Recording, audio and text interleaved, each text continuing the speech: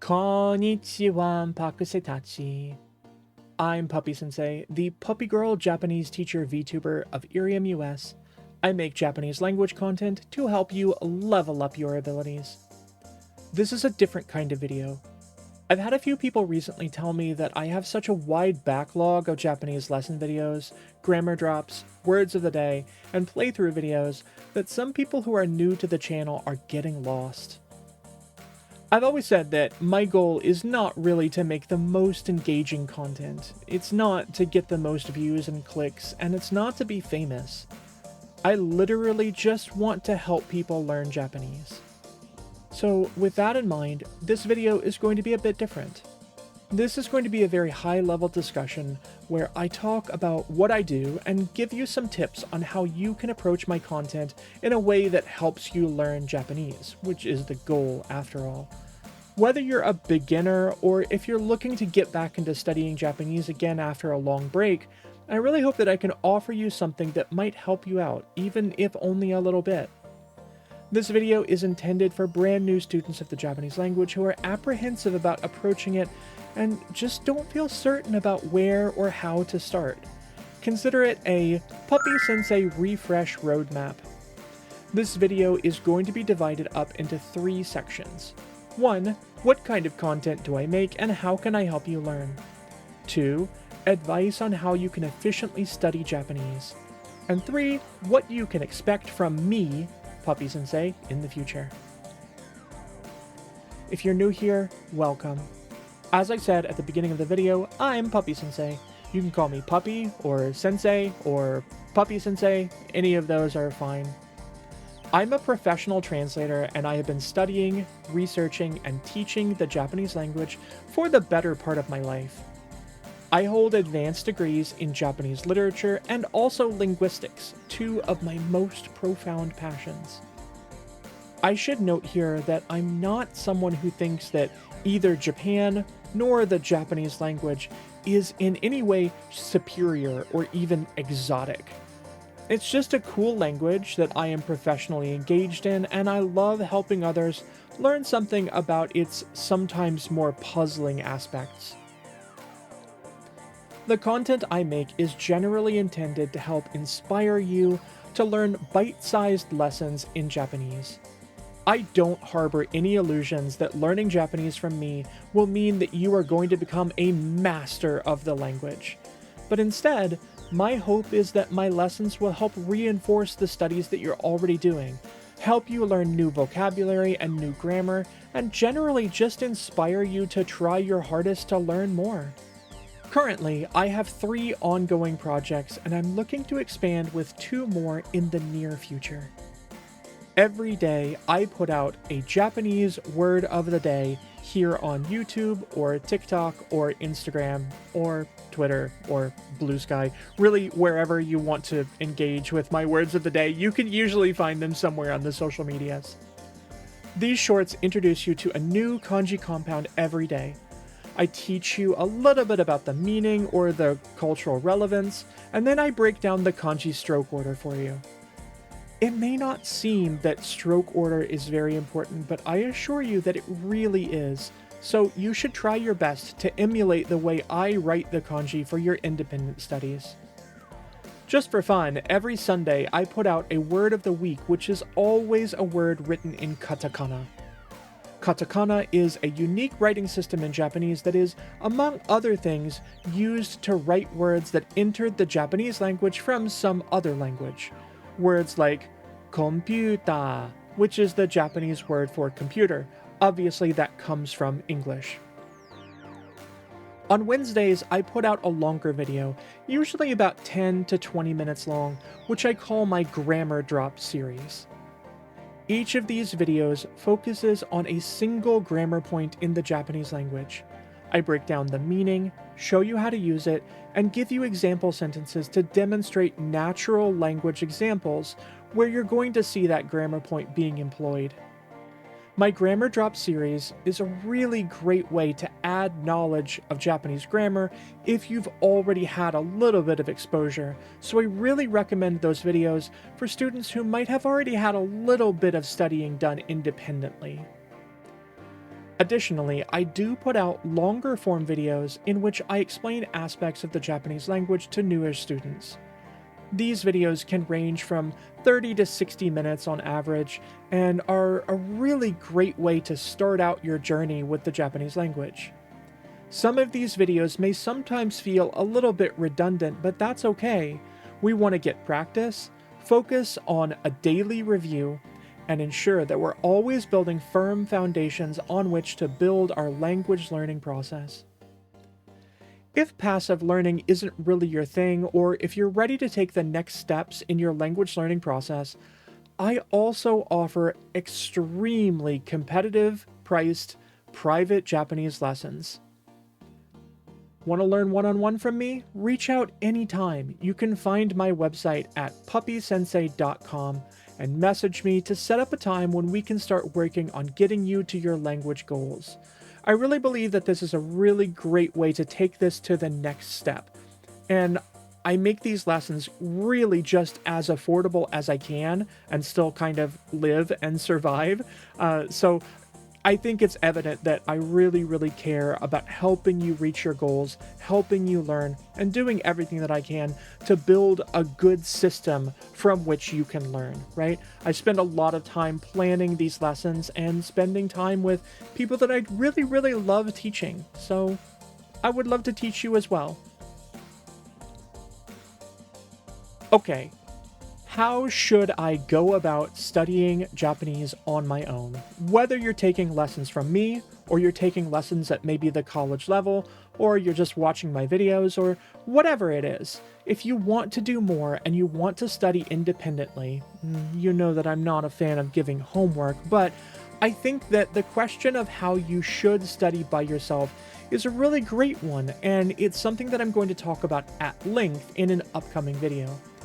But for the here and now, I'll give you some very basic methods that I personally find very handy for studying languages.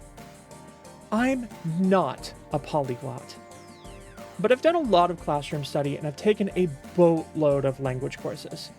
To date, I've taken classes on Japanese, of course, Mandarin Chinese, mostly while living in Shanghai when I was younger, Russian and Slavic languages like Czech and Slovak, German, and 2 brief classes on Korean and South African Bantu languages. I feel like I'm a poster child for the idea that when you don't practice a language, you most definitely lose those skills. I don't speak a lot of Chinese these days, and I think as a result, my Chinese has gotten really poor. I never use my Russian, and so, despite the fact that I find Russian to be probably the hardest language that I've ever learned in my entire life with the most ridiculously complex grammar, I didn't really retain anything from it. And sadly, my German, well, I wish I could practice more. Anyway, my first tip really is just to do something every day so you continue your exposure. Don't be like me and lose all of your language skills because you didn't practice. Spend some time every single day doing at least something with the Japanese language, or whatever language that you may want to be learning. Even learning just one new kanji every day is probably the minimum that you should be doing. The reality is that even knowing 100 words in a second language really can give you the basis for being able to hold a small conversation, and that means that you get more practice, and you get better, and you improve, and that's what it's all about. Try not to think too much about how much you don't know. Instead, focus on mastering what you do know. It can be really discouraging to look at the entire list of every kanji and go, well, I know 200, but I still have to learn so many more, right? You'll get there. Just take it in baby steps and don't fret about how far you might have to go. When it comes to memorizing kanji, which I do advocate for, I just don't think that it's the only thing you're going to need to do to learn the language, I do have a method that for me has always worked really well. It's a bit complicated, but I'm going to try to explain it. To start, make a stack of note cards with all of the words that you want to memorize. You can absolutely use an app like the Noji app or any other note card making app, but I personally feel that the best method is probably to make physical note cards and then use those note cards to actually write out the kanji. I believe writing kanji really increases your muscle memory. It allows you to associate the writing of the kanji with the actual meaning of the word, and in the end, that only benefits your language learning process. Remember, if you really want to learn this language, it's gonna take some work. It's something that you just can't do entirely passively. So, when I want to learn some new words, I will usually start by making a stack of about 100 new words, or words that I know that I really want to know well. I'll also very occasionally put entire sentences in there that I want to memorize. We'll talk more about that later. For each card, write the English word or phrase on the front, and then write the kanji on the back. Be sure to write the pronunciation, kana, for the kanji, and as a bonus step, each time you write the kanji, say the word out loud so that you associate the word being written with the sound of the word itself. Now you're ready to study. What I do when I'm studying from note cards is I begin by picking up only one note card from the stack. I'll put this in my hand, and we're going to refer this as my hand, the number of note cards that I have that I'm actually studying. I am studying from my hand. The stack is just a reserve of note cards that I'm going to be studying soon. So, I start with just one note card. That's all I'm going to have in my hand to begin with. Now, I look at the English on that card and I try to write the kanji. If I got it right, great. I take the next card from the top of the stack and I put it behind the first card.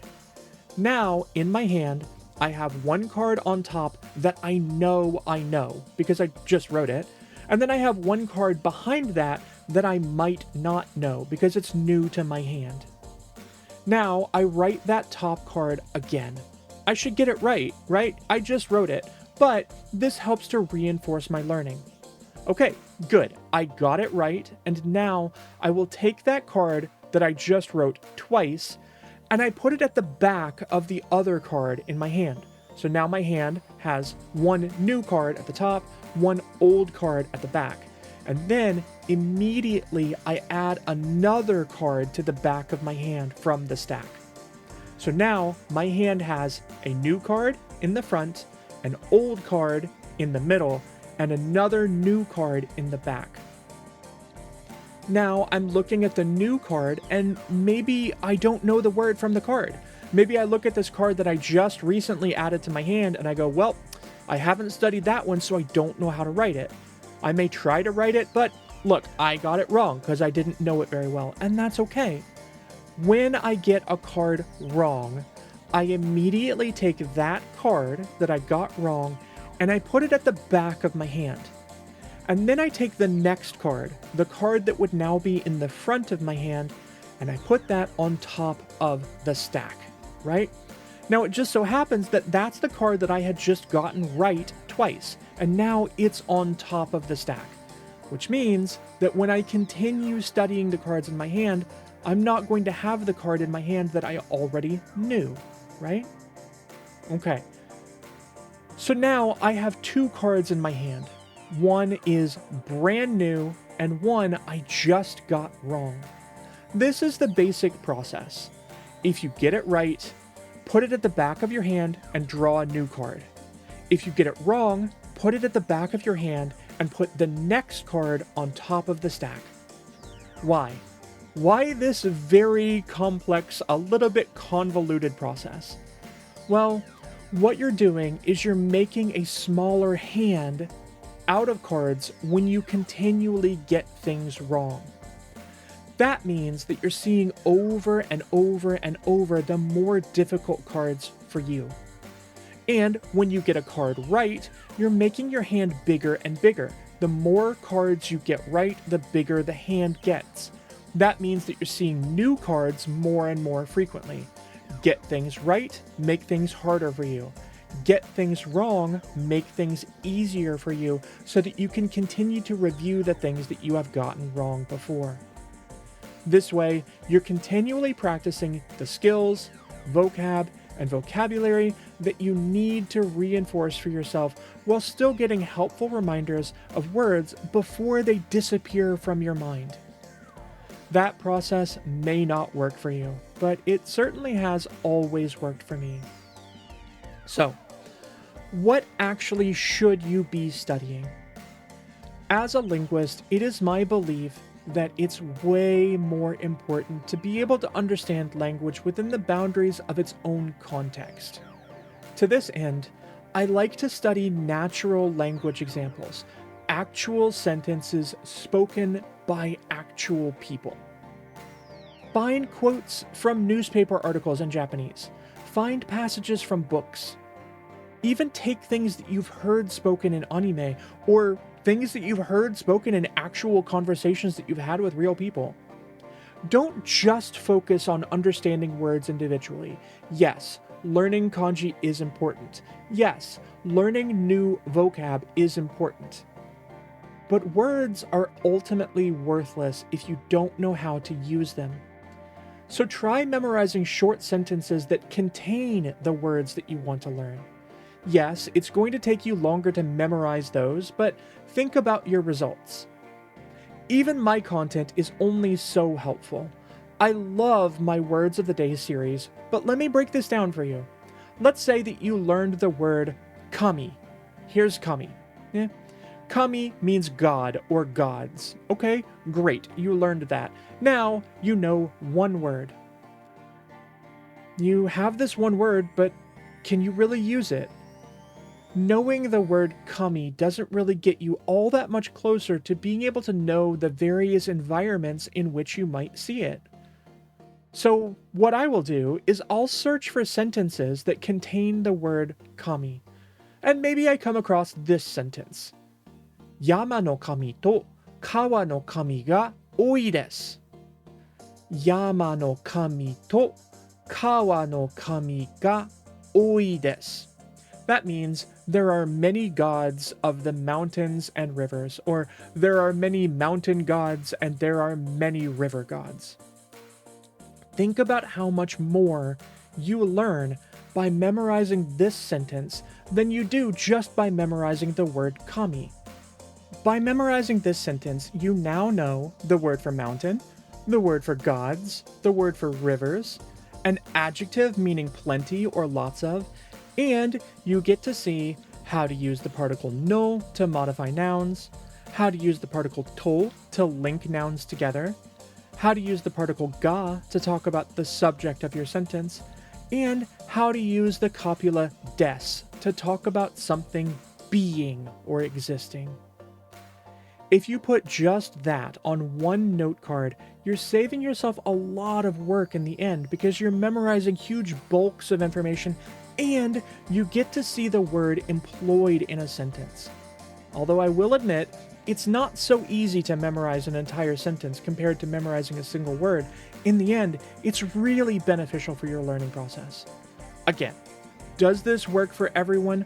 No, but it might help you like it helped me. So, this is also how I would probably go about using my Word of the Day videos if you're learning from them. Each day, when I put out a new video, think about searching online and see if you can find a short sentence that uses the word of the day that I just taught you. Then, add that sentence to your stack of note cards. I believe that you'll find that that goes a long way toward increasing your language knowledge pretty quickly. In the next few weeks, I've got a few projects that I'm going to be trying to add to my normal rotation. Starting soon, I'll be adding a new long-form video series called Puppy Sensei Digs Deep. In this series, I'm going to choose one topic about the Japanese language, and I'll be doing a deep dive to explain quite a lot about how that aspect of the language and culture intertwine. Expect me to handle such topics as specific industry jargon, keigo, baby talk, anime words, and the robust and very confusing system of counterwords in Japanese. Through Puppy Sensei Digs Deep, I hope to connect viewers with aspects of the Japanese language that they find the most engaging and useful. Another project I have underway is a series of much longer long-form lessons where I give you a bulk bunch of sentences and words and phrases and grammar to memorize at your leisure. Honestly, I should have done this a long time ago, but I was very nervous. I plan to start getting those out in about a month or so. Think of it as ASMR meets learning Japanese with the puppy. Although I'm not really ready to do so, I also have a goal to put out some videos where I read you stories in Japanese. Again, that's something that I really want to do, but it's also something that I'm hesitant about for a number of reasons. Not the least of which is simply because I get shy and nervous sometimes when I read in Japanese.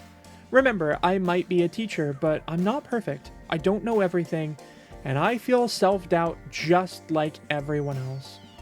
I'm just out here trying to do my best to help you reach your stars. As always, if there is ever anything that I can do for you personally to help you along your path as you try to make sense of the Japanese language, maybe try to bolster your conversational skills, or maybe just fall deeper into the well of your Japan-related special interests, please don't hesitate to reach out to me and let me know. I'm not hard to find. I'm really not. You can find ways to message me directly, and I welcome that. I hope that you'll feel comfortable reaching out to me on Twitter, or Blue Sky, or Discord, or anywhere else, even my website. If you want to talk, if you want to discuss the Japanese language, if you want to know more about my process, or even if you want to maybe think about taking some one-on-one private lessons with me, the Puppy Sensei, I am always available for anything that you might need as you look toward further chasing your stars. I've said it before, but it's a genuine sentiment. I care about you, I care about your learning, and I want to help from the bottom of my heart. I hope I can. Anyway, for now, I'm gonna log off, so I'll see you soon. Mata ne! Thanks for watching! I'm glad you watched until the end. You can find my other content here. Also, it would make me really happy if you would check out jinxedgaming.com. If you're into zero-calorie gaming fuel and Oshi cups, you will love their products. Puppy Sensei recommends the tangy strawberry flavor. It's so yummy. Remember to use code SENSEI at checkout for 10% off your order. Can't wait to see you next time. Mata ne!